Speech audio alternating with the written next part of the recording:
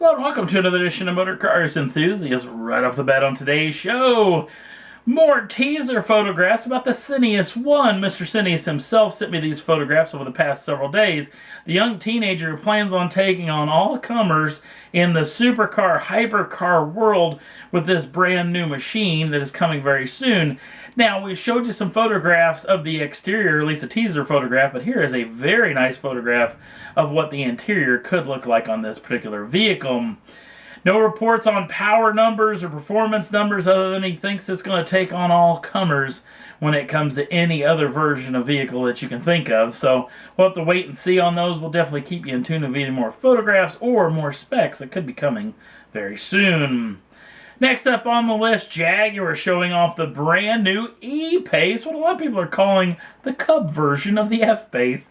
The little EPace made its official debut over the past several days and comes with a pair of 2-liter turbocharged 4-cylinder variants, one being petrol-powered, the other one being diesel.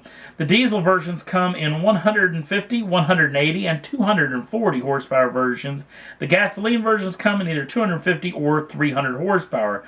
Both are chased by a 9-speed automatic gearbox.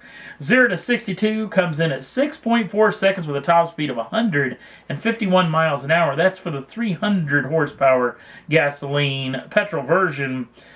Now, the vehicle comes with either 4-wheel drive or all-wheel drive, depending on the option list. It either comes with 19-inch, 20-inch, or 21-inch alloy wheels. The interior is bathed in leather with a 10-inch Touch Pro infotainment screen on the center stack. Now, you can get an optional 12.3-inch highly configurable with integrative navigation system instrument cluster setup on the center right, much like what the Audis are running right now. You can also get Wi-Fi inside of this vehicle that can hold up to 8 different devices at once. Hearing earlier reports that this vehicle will cost just a touch under 30,000 pounds sterling, but that has yet to be made official as of yet. There is going to be a first ever edition, or what they're calling the first edition variant, that will have a starting price of 47,800 pounds sterling, and that will be up for available right off the bat when this vehicle makes its debut. Now, the vehicle is up on the Jaguar configurator if you want to spec up your machine to see what exactly it's going to cost. And Jaguar will be taking early orders in the back half of 2017. Not only did Jag show off this car, but they set a world record with it. A world record that maybe you didn't know actually existed. The longest barrel roll in history. Yes, they barrel rolled this regular machine. It's a pretty impressive video if you want to check it out. The driver of it sustained upwards of 5 Gs on the landing.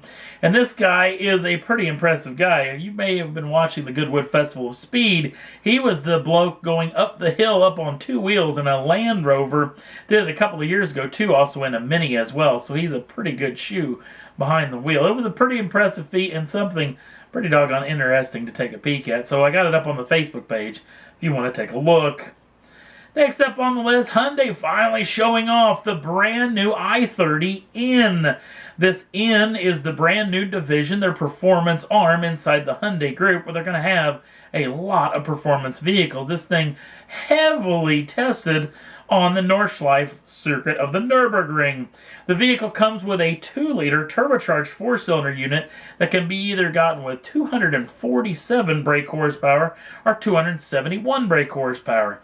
And petrol heads rejoice because Hyundai got your back at a couple of different options. Number one, the vehicle's exclusively with a manual 6-speed transmission, and they got rid of the electric handbrake button in favor of the old handbrake lever. Yes, you can make your little teenage heart desires of sliding all over the place with handbrake corners very easily inside of this machine.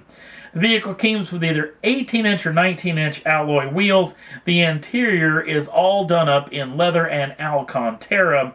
And it's actually got an active exhaust system that is set up as far as the settings inside of the vehicle can be very loud from early reports.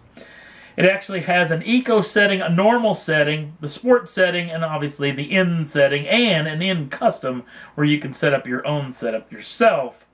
No pricing or availability on this vehicle have been released as of yet, but if you live here stateside, sadly the i30N will not be coming to the United States. In fact, the first N version, early reports might be an Elantra GT that may get the N treatment here in the United States, but we'll have to wait and see on that front as well. We talked about the last time the Viper was actually going to be built, going off into the sunset. Now FCA has released the last day the factory will be open, which will be on August 31st of 2017. But don't fret about this situation as far as the factory and the workers, because FCA has got some plans for some new production models that will be going inside of that factory, so it will still be up and running. But it's a sad situation, a great performance car going off into the sunset, but it had a heck of a run. Next up on the list, well, all of you probably know what Volvo is, but maybe a lot of you not know what Polestar is. Polestar is the performance arm inside of Volvo. They handle all the racing program, and they've been doing some performance variants of Volvo models. Well, Polestar is kind of going to go out on its own to build its own bespoke model. Obviously, with the help of Volvo, possibly a Volvo platform, talking about maybe coupe version, maybe all-wheel drive, maybe 600 horsepower. Yes, this thing's ticking all the right boxes, so we'll have to wait and see. There's just a bunch of conjecture on the interwebs about this over the past several days, but where there's smoke, there's fire, so we'll definitely keep you in tune of what we hear.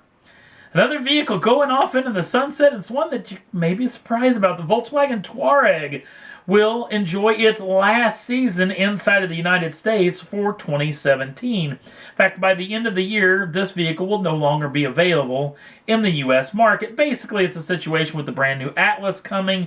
This vehicle kind of steps on the toes of that machine. In fact, a high-end Touareg gets right up on the middle side of the Atlas itself. The Atlas is also a little bit bigger than this particular machine, and they're figuring with very, very slow sales that have happened through the first half of 2017 that it's probably not going to get a whole lot better once the Atlas comes to life. So if you want to get a Touareg, apparently there's going to be a lot of money thrown out on the hood with a lot of discounts. You may get a real deal on one of these machines. And that's all there was that I thought was worth talking about for this edition of Motor Cars Enthusiasts. Don't forget to like us over on the Facebook page. Links down in the show notes. Also, if you'd like to subscribe to the channel, you can do so at any time. Get the first dibs on the brand new shows as soon as they come out. Thanks for watching. See you again real soon.